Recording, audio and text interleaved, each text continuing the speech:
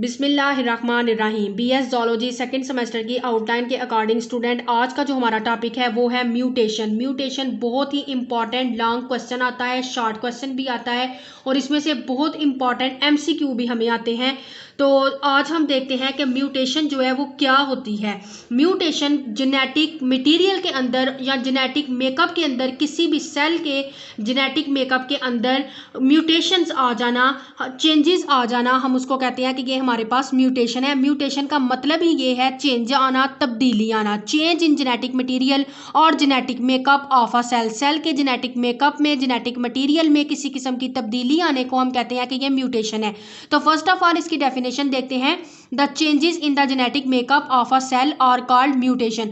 Mutation जो होती है ये क्रोमोसोम के स्ट्रक्चर को तब्दील कर देती हैं। सम टाइम हमारे पास पॉइंट म्यूटेशन होती है जो कि ट्रांसमिट हो जाती है गैमेट्स के अंदर। ये गैमेट के अंदर अकर होती है या ये सेल के अंदर भी पॉइंट म्यूटेशन हो सकती है।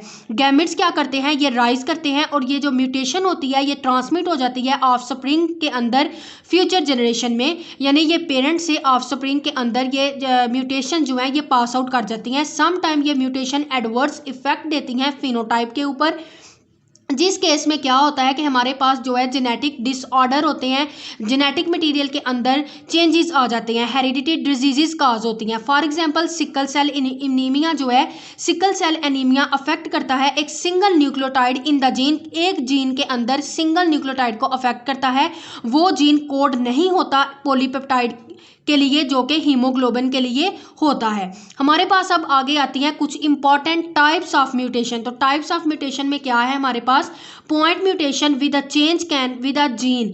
जीन के साथ जो पॉइंट म्यूटेशन होती हैं उनको हम दो जनरल कैटेगरी में डिवाइड करते हैं। First one base pair substitution and second one base pair insertion और डिलीशन। जो हमारे पास बेस पेयर सब्सटीट्यूशन है वो क्या है, इसमें हमारे पास एक न्यूक्लियोटाइड रिप्लेसमेंट हो जाती है उसके पार्टनर के साथ from the complementary DNA strand के साथ किसी दूसरे न्यूक्लियोटाइड के साथ। इसको हम कहते हैं बेस पेयर सब्सटीट्यूशन, यानी कि बेस पेयर सब्सटीट्यूट कर गया है अपने कॉम्प्लीमेंट्री डीएनए, जो कि एक हमारे पास न्यूक्लियोटाइड है वो कॉम्प्लीमेंट्री डीएनए के दूसरे न्यूक्लियोटाइड के पेयर के साथ जो है वो क्या कर गया है, रिप्लेस कर गया है। इस तरह की जो हमारे पास बेस पेयर सब्सटीट्यूशन होती है उसकी फॉलोइंग टाइप्स हमारे पास आती हैं। तो फर्स्ट वन हमारे पास आती है मिससेंस म्यूटेशन। मिससेंस म्यूटेशन में हमारे पास क्या होता है, नेम से रिप्रेजेंट हो रहा है मिससेंस, यानी कि सेंस सही नहीं बनती है।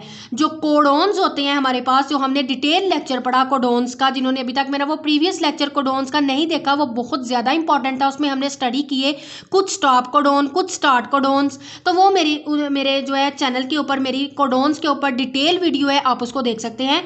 तो कोडोन्स स्टिल कोड हुए होते हैं ए स्पेसिफिक अमाइनो एसिड्स के लिए। तो वो क्या बनाते हैं, एक सेंस बनाते हैं, यानी एक पूरा जो है अमाइनो न्यूक्लियोटाइड का जो के अंदर जो अमाइनो एसिड होते हैं वो अमाइनो एसिड बेसिस जो होती हैं वो राइटली अरेंज हुई होती हैं। तो क्या होता है, जो कोडोन कोड हुए होते हैं अमाइनो एसिड के लिए वो सेंस बनाते हैं, बट वो सेंस राइट सेंस में नहीं बनती है और उसको हम कहते हैं मिससेंस म्यूटेशन। अब मिससेंस म्यूटेशन की हमारे पास फर्दर टू टाइप्स हैं।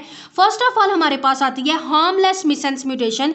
मिससेंस ये म्यूटेशन जो है इसके हार्मलेस जो है वो इफेक्ट नहीं होते हैं। There is a redundancy of genetic code, genetic code में कुछ चेंजेस वगैरह होते हैं। सम टाइम सब्स्टिट्यूशन म्यूटेशन में क्या होता है, no effect on protein coded, protein code के ऊपर कोई इफेक्ट नहीं पड़ता, लेकिन बाजुकात क्या होता है, बेस पेयर के अंदर चेंजेस आते हैं और वो ट्रांसफॉर्म हो जाते हैं किसी दूसरे कोडॉन के अंदर, और न्यू कोडॉन जो है वो सेम अमाइनो एसिड को उसी तरह से ट्रांसलेट कर देता है, लेकिन वो हार्मलेस मिससेंस म्यूटेशन होती है। इसमें हमारे पास जो है वो ज़्यादा हार्मलेस, हमारे पास ज़्यादा जो है वो रिजल्ट जो है वो हार्मलेस नहीं होते हैं। सेकंड वन जो इसकी टाइप है मिससेंस म्यूटेशन की ही वो है लीदल मिससेंस म्यूटेशन। लीदल का मतलब खतरनाक है, डेंजरस है।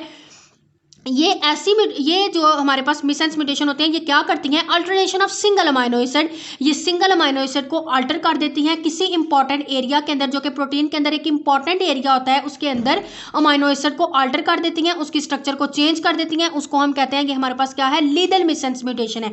ये हमारे पास जो प्रोटीन को अल्टर कर देती है सिग्निफिकेंटली अल्टरनेशन होती है, यानी बहुत खास पॉइंट के ऊपर ये हमारे पास चेंजेस हो रहे होते हैं। ऐसी म्यूटेशन जो है वो डेंजरस हो सकती हैं।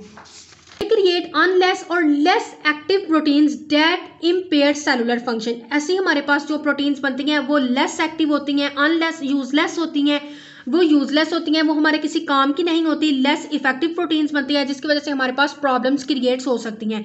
सेकंड वन जो हमारी टाइप है वो फर्स्ट हमने पढ़ी मिससेंस म्यूटेशन, और सेकंड में हमारे पास है नॉनसेंस म्यूटेशन। ऐसी म्यूटेशन जो कि कोडॉन को चेंजेस कर देती हैं अमाइनो एसिड के अंदर टू अ स्टॉप सिग्नल और कॉल्ड नॉनसेंस म्यूटेशन। इसमें हमारे पास जो है वो स्टार्ट कोडॉन्स के पास इंफॉर्मेशन तो होती है कि एक कोडॉन इंफॉर्मेशन जो है वो स्टार्ट कोडॉन, यानी कि हमारे पास जो है वो एक पॉलीपेप्टाइड चेन बन रही है, अमाइनो एसिड्स के जो कोडॉन है वो स्टार्ट हो गया है, लेकिन स्टॉप सिग्नल नहीं आता, तो जिसकी वजह से क्या होता है नॉनसेंस म्यूटेशन होती है, यानी कि राइटली जो है हमारे पास इंफॉर्मेशन नहीं आती है।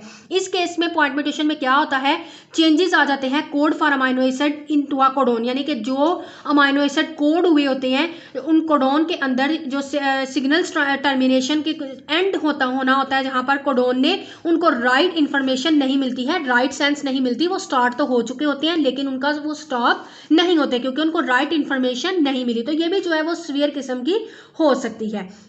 उसके बाद हमारे पास सेकंड आती है base pair insertion and deletion, या फिर हम इसको कहते हैं फ्रेम शिफ्ट म्यूटेशन, जिसमें पूरे का पूरा फ्रेम हमारे पास जो अमाइनो एसिड का होता है वो शिफ्ट कर जाता है। तो इंसर्शन में क्या होता है, या तो वो इंसर्ट कर जाते हैं किसी दूसरे के साथ या फिर उनकी डिलीशन हो जाती है, तो एडिशन हो जाती है या लॉस कर जाते हैं मोर न्यूक्लियोटाइड पेयर जीन के अंदर। ऐसी म्यूटेशन जो होती हैं वो डेंजरस इफेक्ट करती हैं मैसेंजर आरएनए जो रीड करता है न्यूक्लियोटाइड को एक सीरीज के अंदर, जो उसने ट्रांसलेशन करना होता है ट्रिपल अमाइनो एसिड के, जो हमारे पास एक कोड बनता है जैसे कि AUG हमने पढ़ा था, हमारे पास कोडॉन था, तो इस तरह से वो एक हमारा 3 अमाइनो एसिड का जो एक हमारे पास पूरी सीरीज होती है जिसको मैसेंजर आरएनए ने रीड करना होता है, तो वो क्या होता है इंसर्शन और डिलीशन में हमारे पास न्यूक्लियोटाइड जो होते हैं वो उस रीडिंग फ्रेम के अंदर ऑल्टर हो जाते हैं, वो तब्दील कर देते हैं उस जेनेटिक मैसेज को, तो ऐसी म्यूटेशन को हम कहते हैं फ्रेम शिफ्ट म्यूटेशन, यानी कि पूरे का पूरा फ्रेम ही उस जीन के अंदर शिफ्ट कर गया है। तो ऐसी म्यूटेशन जो है वो अकर तब होती हैं जब नंबर ऑफ न्यूक्लियोटाइड जो है वो इंसर्ट होते हैं या फिर उसमें से डिलीट हो जाते हैं, is not a multiple of 3 जरूरी नहीं कि 3 अमाइनो एसिड के पेयर ही जो है वो उसके अंदर मिस हो, पूरे का पूरा जो है हमारे पास नंबर ऑफ न्यूक्लियोटाइड भी हमारे पास इंसर्टेड भी हो सकते हैं या फिर वो डिलीट भी हो सकते हैं। तो ये हमारे पास थी म्यूटेशन। अब नेक्स्ट हमारे पास है mutagenesis. What is mutagenesis? Creation of mutation, जो म्यूटेशन कॉज करते हैं, जो एजेंट्स कॉज करते हैं, उनको हम कहते हैं म्यूटाजेनेसिस। 1920 में हरमैन मलर ने डिस्कवर की एक्सरेज कि वो किस तरह से जेनेटिक काजेस का सबब बन सकती हैं किसी ड्रोसोफिला के अंदर। उसने ड्रोसोफिला के अंदर ये एक्सपेरिमेंट किया, वो ये देखना चाहता था कि हार्मफुल एक्सरेज जो है वो किस तरह से किसी लिविंग ऑर्गेनिज्म के अंदर जेनेटिक जो है वो चेंजेस ला सकते हैं। उसने क्या किया, मलर ने म्यूटेंट ड्रोसोफिला लिया, उस ड्रोसोफिला को उसने यूज़ किया उसको एज अ जेनेटिक स्टडी के लिए। उसने क्या किया, उसके ऊपर उसने डिस्कवरी की एक्स रेज की जो कि डेंजरस थी, and other form of radiation cause में लीदल इफेक्ट, और कुछ दूसरी रेडिएशन भी उसने उस पर यूज़ की जो कि लीदल इफेक्ट जो है वो दे सकती थी। उसने उसके ऊपर कुछ दूसरी एक्स रेज भी यूज़ की।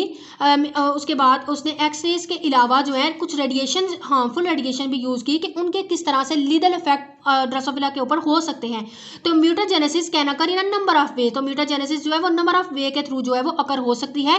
डीएनए रेप्लिकेशन जो हमारे पास हो रही होती है उसके अंदर एरर आ जाना, जब डीएनए रेप्लिकेट कर रहा होता है अपने जैसी दूसरी कॉपी उसकी प्रिपेयर हो रही होती है उसके अंदर एरर आ जाना, या फिर रिपेयरिंग के दौरान जो डीएनए जब रिपेयर हो रहा होता है उसके दौरान उसमें एरर आ जाना, और रिकॉम्बिनेशन या फिर जब रिकॉम्बिनेंट डीएनए बन रहा होता है तो उसके अंदर बेस पेयर सब्स्टिट्यूशन हो सकती है, बेस पेयर ऐड भी हो सकते हैं, बेस पेयर इंसर्ट भी हो सकते हैं, या बेस पेयर डिलीट भी हो सकते हैं, जो कि काज बनते हैं म्यूटाजेनेसिस का। तो mutation result from such error are called spontaneous mutation. Mutation के ऐसे ही एरर लगातार आना स्पॉन्टेनियस म्यूटेशन कहलाती है। So what is mutagen? Mutagen हम किसको कहते हैं? म्यूटाजन कोई भी केमिकल और फिजिकल एजेंट हो सकता है जो कि म्यूटेशन को कॉज करते हैं। म्यूटाजन इंटरैक्ट करते हैं डीएनए के साथ और कॉज करते हैं म्यूटेशन को। वो म्यूटेशन जो है पेरेंट से ऑफस्प्रिंग में भी ट्रांसफर होती हैं। म्यूटाजन के दो जो है उसकी कैटेगरीज हैं, एक्सरे या फिर अल्ट्रावायलेट रेज, या फिर केमिकल म्यूटाजन भी हो सकते हैं। तो जो हमारे पास एक्स रेज या अल्ट्रावायलेट रेज आती हैं वो क्या होते हैं? एक्स रेज और अल्ट्रावायलेट लाइट जो है वो एग्जाम्पल है फिजिकल म्यूटाजन के, यानी वो वो फिजिकली किसी ऑर्गेनिज्म के ऊपर उसको फिजिकल जो है वो अफेक्ट कर रहे होते हैं। यूवी लाइट जो है सनलाइट की वो प्रोड्यूस करती हैं म्यूटेशंस डीएनए के अंदर म्यूटेशंस आ सकती हैं हार्मफुल अल्ट्रावायलेट रेडिएशन के थ्रू। सेकंड वन जो हमारे पास म्यूटेजन की टाइप है वो है केमिकल म्यूटेजन जो है वो सेवरल कैटेगरीज के हो सकते हैं। सम जो है वो बेस एनालॉगस भी हो सकते हैं। बेस एनालॉगी और सच केमिकल्स होते हैं जो कि सिमिलर होते हैं नॉर्मल डीएनए बेसिस के साथ, बट दे पेयर इनकरेक्टली, लेकिन वो इनकरेक्टली जो है वो उनके पेयर बने होते हैं, वो जो है करेक्टली जो है वो पेयर की फॉर्म में नहीं होते। तो ये था हमारा आज का लेक्चर म्यूटेजेंस के ऊपर। कुछ म्यूटाजेनेसिस हमने पढ़े और म्यूटेशंस पढ़ी। का हमारा लेक्चर था म्यूटेशंस के ऊपर, म्यूटेजन के ऊपर, कुछ बेसिक इंपॉर्टेंट टाइप्स थी म्यूटेशन की। तो ये बहुत ज़्यादा इंपॉर्टेंट है हमारा आज का लेक्चर। लॉन्ग क्वेश्चन के हवाले से भी ये बहुत ज़्यादा इंपॉर्टेंट है और शॉर्ट क्वेश्चन के हवाले से भी और एमसीक्यू के हवाले से भी। आपको एमसीक्यू आ सकता है व्हाट इज म्यूटेजेंस और व्हाट इज म्यूटेजेनेसिस, इसमें डिफरेंस भी आ सकता है आपको शॉर्ट क्वेश्चन के हवाले से। लॉन्ग क्वेश्चन भी इसमें बहुत ज़्यादा इंपॉर्टेंट है जिसमें टाइप्स ऑफ म्यूटेशन और म्यूटेशन की जो है वो डेफिनेशन के साथ उसकी टाइप्स भी आ सकती हैं।